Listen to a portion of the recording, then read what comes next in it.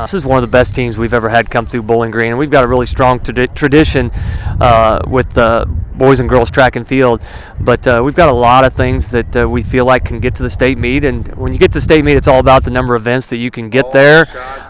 We feel like we've got a tremendous amount of events that can get there, and then if you can place there, you can do some pretty special things. Having essentially seen it all in his coaching career, Matt Chance isn't a man given to cheap or undue praise. His willingness here to admit the gathering storm potential of what he's witnessed, in particular with the Bowling Green boys track and field squad this spring, should be especially telling then.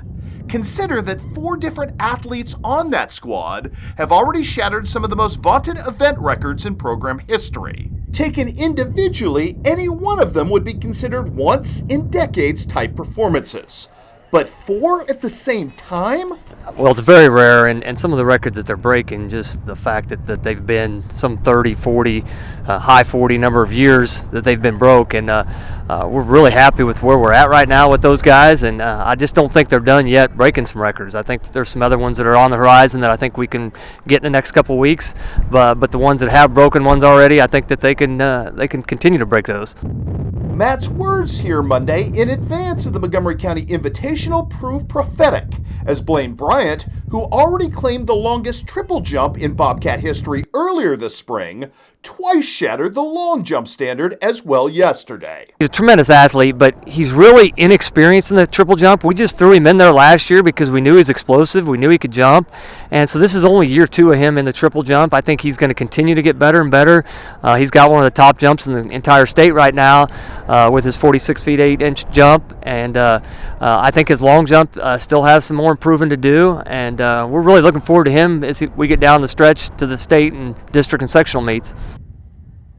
Devin Rue has proven the biggest surprise of the bunch, a late bloomer who has suddenly spun himself into the state discus consciousness with his throw of 166 feet 8 inches back in Centralia earlier this month.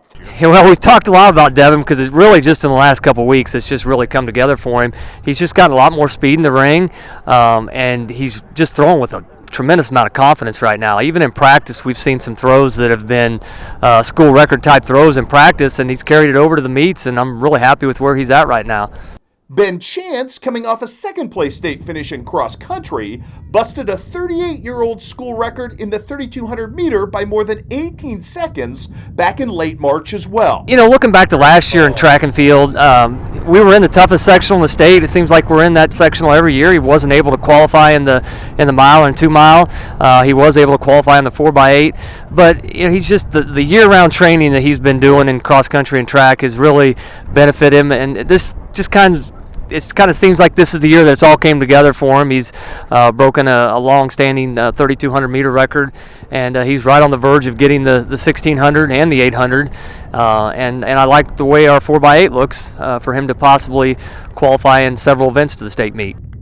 And then, of course, there is Marcus Starks, your reigning 2022 KHQA Football Player of the Year, who is now flirting with a 7-foot high jump. Yeah, he's a power jumper. There's no doubt about it. He's another one that's only been high jumping 2 years, but we knew it was going to be a special year for him when first real day of practice of jumping, he was clearing 6'8", already ahead of where he was last year, and I think he's got a 6'10", 6'11", maybe even 7-foot jump in him on the right day.